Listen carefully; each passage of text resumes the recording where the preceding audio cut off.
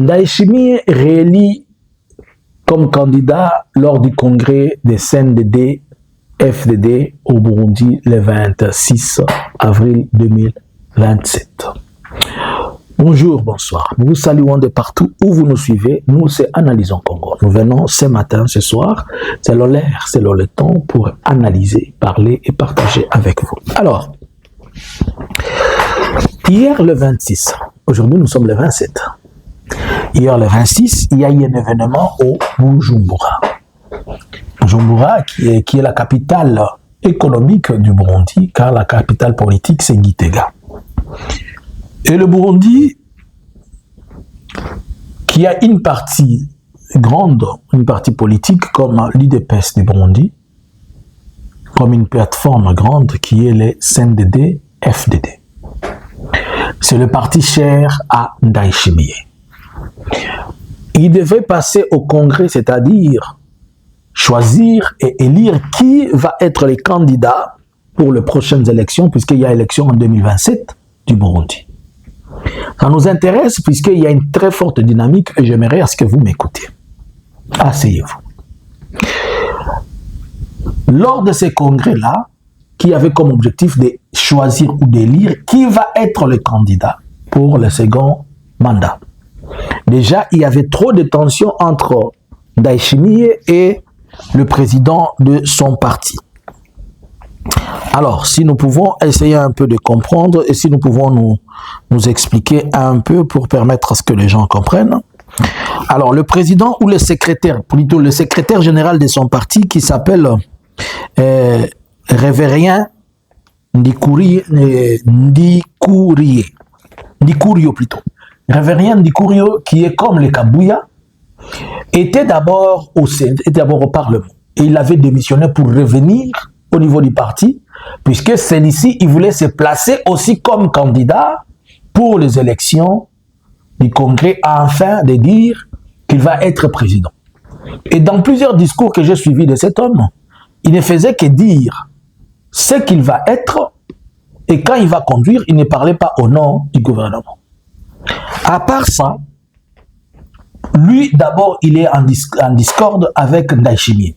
Il faut comprendre que Ndikurio est plus puissant que Ndayishimiye au niveau du parti. Et le parti CNDD-FDD au Burundi, il a beaucoup d'influence plus que même la présidence. Puisque la politique du pays est conduite par le gouvernement, la politique gouvernementale est conduite par le CNDD. Révérien Ndikurio, qui est la personne qui semble être la force du parti, était déjà en froid avec Ndayishimiye. Et il voulait à tout prix prendre cette poste-là. Il y a aussi le Premier ministre qui était en froid jusque-là avec Ndayishimiye et qui voulait avoir aussi le poste, se présenter comme candidat. Nous avons aussi le chef d'état-major, un monsieur qui est le général, le chef d'état-major, Prime Ndiyangabo. Lui aussi était en discorde. Il y a le chef d'état-major, celui chargé des renseignements. Ils étaient en discorde avec Ndayishimiye. Et tous ces gens, pourquoi sont-ils en discorde avec Ndayishimiye? Il y a plusieurs problèmes qui sont la politique interne du Burundi, la politique externe du Burundi, la région des Grands Lacs et la question de partage du butin qui vient de la RDC. La politique interne, puisque ça fait longtemps, les CNDD, CNDP, plutôt CNDD, FDD, pas CNDP, FDD, ce parti au pouvoir est là au pouvoir depuis 20 ans. Et ce n'est pas que Ndayishimiye est au pouvoir depuis 20 ans, mais leur parti au pouvoir depuis 20 ans. Et depuis 20 ans qu'ils sont au pouvoir, la situation économique du Burundi ne cesse d'être détériorée, ne cesse d'être trop fragile. Vous vous rappellerez que nous vous avons parlé, nous vous avons dit, par exemple, le Burundi ne peut plus acheter du carburant en Tanzanie.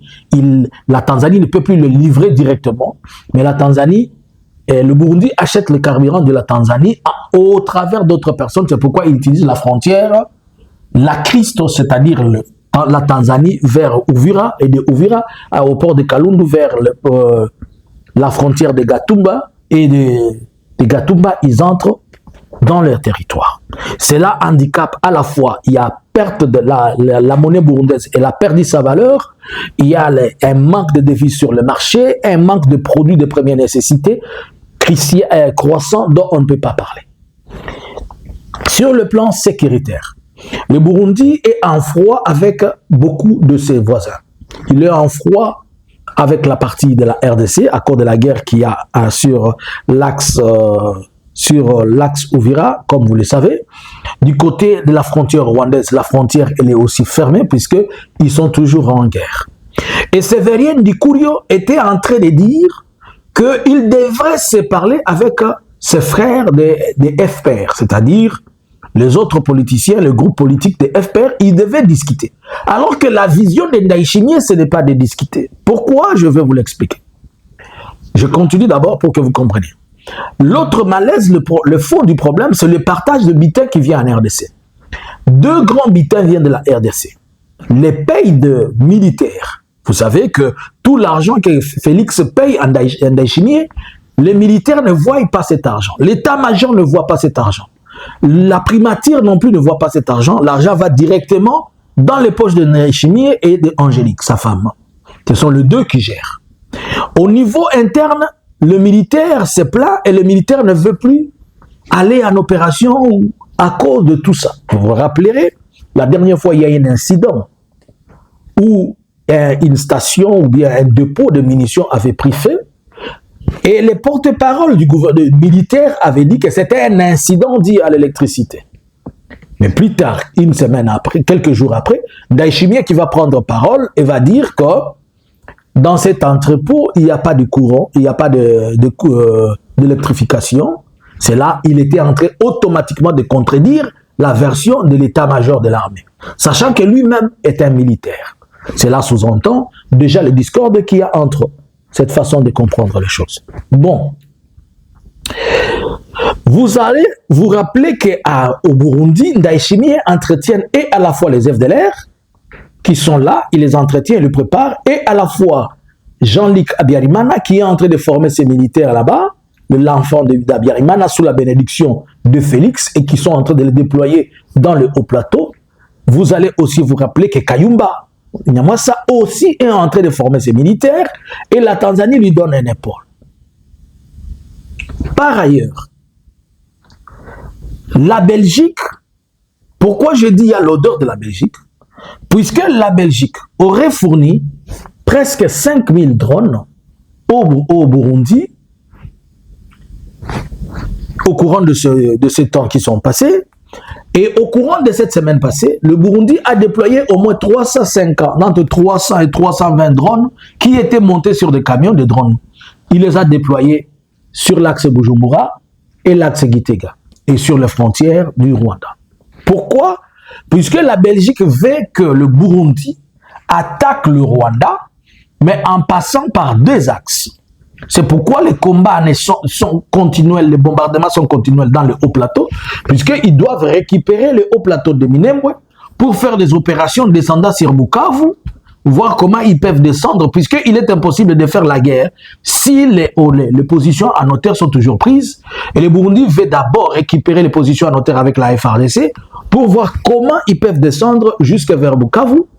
Et de l'autre côté, à la frontière avec le Rwanda, ils veulent aussi attaquer le Rwanda via cette frontière-là. Donc, ils veulent ouvrir 2 fronts. Et le 3e, il va profiter, il va voir si cela est possible, que l'on bouscule l'AFC. Comme ça, ils vont ouvrir 3 fronts du Massissi, voir s'ils peuvent entrer. Loubert aussi, ils peuvent aussi faire quelque chose vers la frontière avec le Rwanda et du côté des hauts plateaux. C'est pourquoi vous voyez la continuité de bombardement. Et qui est derrière ces projets? C'est la Belgique. La Belgique serait derrière ces projets et la Belgique serait le financier de Ndayishimiye. Pourquoi? La Belgique n'a jamais consommé et n'a jamais accepté ce qu'ils ont qualifié d'humiliation que le Rwanda les a imposé. Selon la Belgique, le fait que Kagame ou Kigali expulse ou renvoie son ambassadeur, c'était une humiliation. Le fait que la Belgique se voit tenir tête au Rwanda, c'est une humiliation.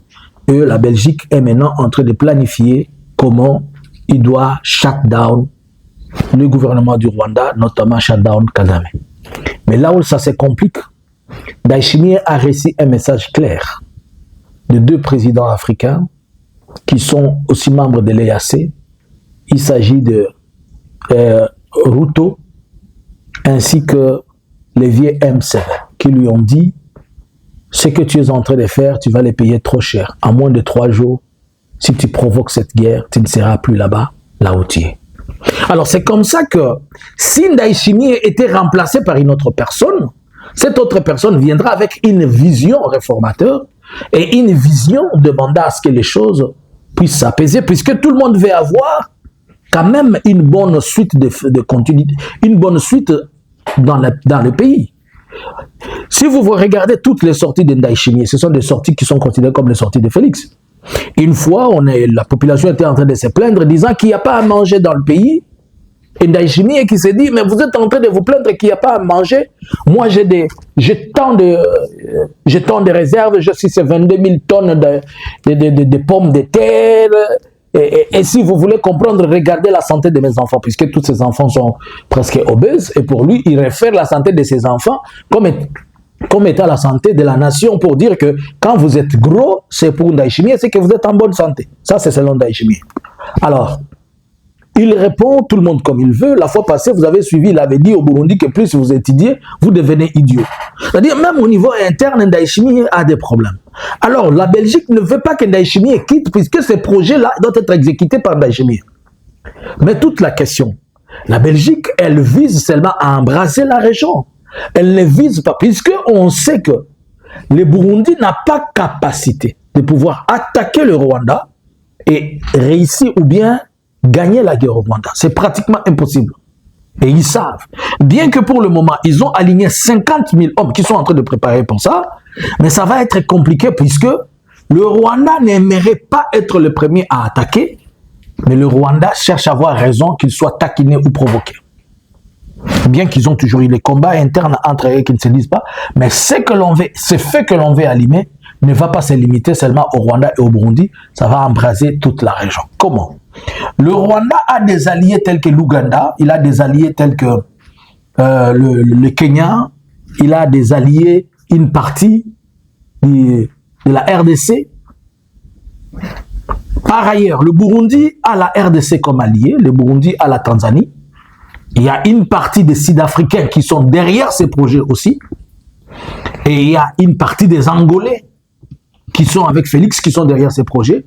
Et le groupe des FDLR. Et le groupe de tous ceux-là qui sont rénovés au Congo. Et si vous regardez maintenant tout ce que je viens de vous peindre là, c'est pour dire que la région, elle risquerait de s'enflammer. C'est comme si notre région des Grands Lacs, à ce point où nous sommes, si les choses ne partent pas doucement, elles risquent de devenir un feu de volcan qui ne s'éteigne pas. Mais est-ce que Ndayishimiye peut exécuter ses projets pendant qu'il est président de l'Union africaine? Point d'interrogation. Comme il lui reste une année, il fait mieux de se concentrer sur la présidence de l'Union africaine, que jusqu'à présent, vous voyez comment l'Union africaine semble être obsolète. Aussi, elle aimerait qu'il passe d'abord comme président, et il va penser à ces choses-là après, bien que c'est en train de se préparer. Le Rwanda va-t-il croiser les bras et regarder comment on est en train de l'attaquer? Je ne pense pas. Est-ce que ceci ne va pas pousser encore que l'on récupère la cité d'Uvira? Puisque récupérer la cité d'Uvira revenait à prendre le Rwanda par la gorge. Plutôt prendre le Burundi par la gorge. Selon vous, qu'est-ce qui va réellement se passer? À ce point, Ndayishimiye devient une menace régionale. Et si Ndayishimiye devient une menace régionale, il y a plusieurs façons de danser cette musique-là. On peut la danser à l'interne. Et comme il y a tellement de fissures que je viens de vous expliquer là, on peut toujours utiliser à l'interne, on les laisse passer, mais on utilise à l'interne des gens qui peuvent le faire taire d'une manière ou d'une autre. Rappelez-vous que le ministre des Communications qui est décédé récemment, on impute ces meurtres à Ndayishimiye, puisque ces derniers auraient dit des choses à Ndayishimiye qui ne seraient pas du tout plaisant pour lui. Il n'a pas aimé, il n'a pas accepté. Et c'est comme ça qui s'est retrouvé, il a pris une décision pour effacer son porte-parole du gouvernement. Quelle va devenir la suite? Quelle est la position et la stratégie belge? Vous comprenez maintenant pourquoi la Belgique est derrière Félix, puisqu'ils utilisent l'alibi de Félix pour réarmer le Burundi et pour permettre à ce que le Burundi puisse de son côté jouer ces jeux-là. Voilà pourquoi tout ce que vous allez dire pour Félix ne passera pas, puisque la Belgique lui demande un service et Félix leur aussi demande service. C'est gagnant-gagnant. Où allons-nous dans la région des Grands Lacs? À vous les claviers. Analysons ensemble. Bonjour, bonsoir. Analysins Congo subscribers.